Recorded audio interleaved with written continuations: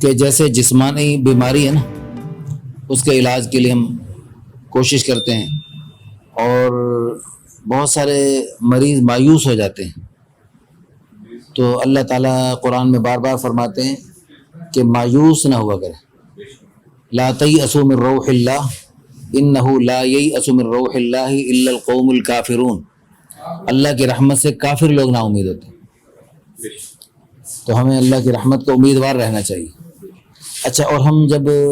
بیمار سے ہماری ویڈیوز اچھی لگیں تو ہماری ویڈیوز کو لائک کریں، ہمارے چینل کو سبسکرائب کریں، اور ساتھ میں لگے بیل آئیکن کو ضرور دبا دیں تاکہ ہر آنے والی نئی اپڈیٹ آپ تک بر وقت پہنچ سکے۔ بیمار پرسی کرنے جائیں، اس کو تسلی دیں، لا بأس طہور انشاءاللہ، کوئی بات نہیں، انشاءاللہ گناہ معاف ہو رہے ہیں، اور اس کو صحت یاب ہونے کی تسلی انشاءاللہ، خوشخبری سنائیں، انشاءاللہ ٹھیک ہو جائیں گے۔ اور اچھا، اس بیمار پرسی کرنے جاتے ہیں تو اس پہ 70,000 فرشتے شام کو ابھی کریں گے نا، ابھی تو صبح تک 70,000 فرشتے مغفرت کی دعا کرتے ہیں، اور اگر ہم صبح کو بیمار کی پرسی کریں گے تو شام تک 70,000 فرشتے بیمار پرسی کریں گے۔ تو جیسے جسمانی بیمار کی بیمار پرسی پر اتنی فضیلت ہے، روحانی بیمار بھی ہوتے ہیں۔ ایک آدمی نماز نہیں پڑھتا،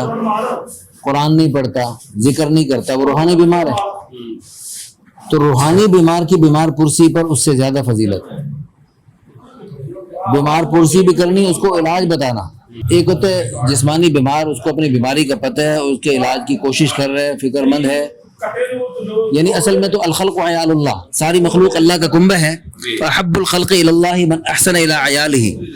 اللہ کے نزدیک پسندیدہ وہ جب اللہ کے اس کنبے کے ساتھ اچھا سلوک کرے۔ اللہ تعالیٰ چاہتے ہیں بندے آپس میں ایک دوسرے کے ساتھ اچھا سلوک کریں۔ اب ہم اس کے ساتھ اچھا سلوک کرتے ہوئے اس کو پریشانی سے بچانے کی کوشش کر رہے ہیں، وہ خود بھی کوشش کر رہے ہیں،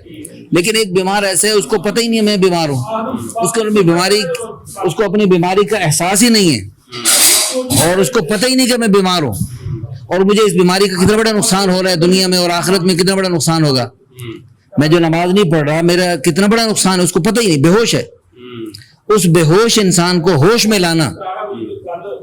اور اس کو احساس دلانا، بھائی تیری یہ روحانی بیماری ہے، اور اس بیماری کے ساتھ دنیا میں جو تیری پریشانی آ رہی ہیں، تجھے بدسکونی ہو رہی ہے، تیرا دل پریشان ہے، تیرے گھر میں پریشانی ہے، تیرے گھر میں نحوست ہے، تیرے گھر میں بے برکتی ہے، وہ سب نماز میں، قرآن میں، اللہ کے ذکر میں سستی اور کوتاہی کی وجہ سے ہے۔ تو اس بیمار کو بیماری کا احساس دلانا، اور اس کو دنیا اور آخرت کے جو بڑے بڑے نقصانات ہیں، اس نقصانات کا اس کو بتانا کتنا بڑا نقصان ہے،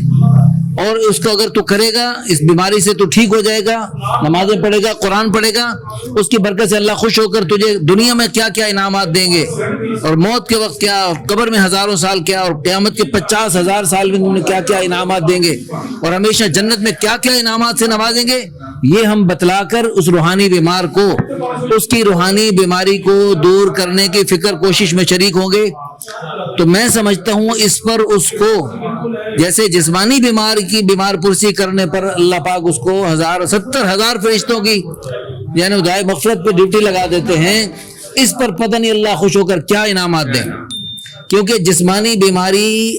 آخرت روحانی بیماری کے مقابلے میں کروڑوں گنا اس کا کم نقصان ہے، بلکہ اگر نقصان ہے تو صرف مرنے سے پہلے، مرنے کے بعد اس کینسر کے بیمار کو، ٹی بی کے مریض کو، فلاں مریض کو کوئی آخرت میں کچھ سزا نہیں ملے گی،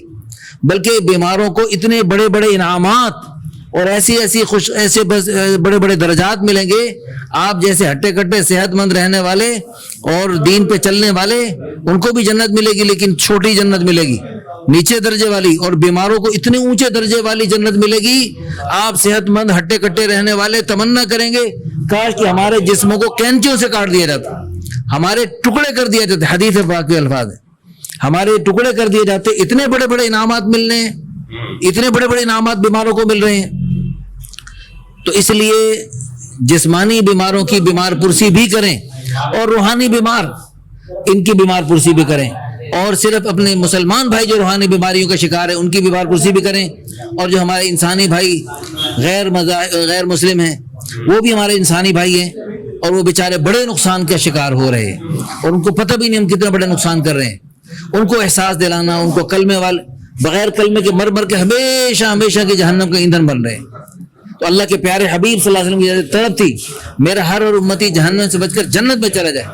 اور جو بغیر کلمے کے مر گیا, قرآنی ربانی اٹل فیصلہ ہے, ان الذین کفروا وماتوا وهم کفار, وہ لوگ جنہوں نے کفر کیا اور کفر کرتے کرتے مر کھپ گئے, فلن يقبل من احد ملء الارض ذهبا, پوری روئے زمین سونا بھر کے اللہ کو دیں, یا اللہ یہ سونا بھری زمین لے لو, ہمیں چھوٹی سی جنت دے دو, اللہ کی قسم ان بدبختوں کو جنت کی خوشبو سونگنے کو نہیں ملے گی. ہمارا غریب فقیر مسکین چھاپڑی لگانے والا مزدوری کرنے والا, اس کو اس دنیا سے 10 گنا بڑی جنت ملے گی. تو اللہ پاک ہم سب کو جسمانی بیماریوں سے بھی بچائے, روحانی بیماریوں سے بھی بچائے, اور ان جسمانی روحانی بیماریوں کی سے بچنے کی ساری دنیا کے انسانوں کو دعوت دینے کی بھی اللہ ہم سب کو توفیق عطا فرمائے. آمین ثم آمین. وآخر دعوانا الحمدللہ رب العالمین.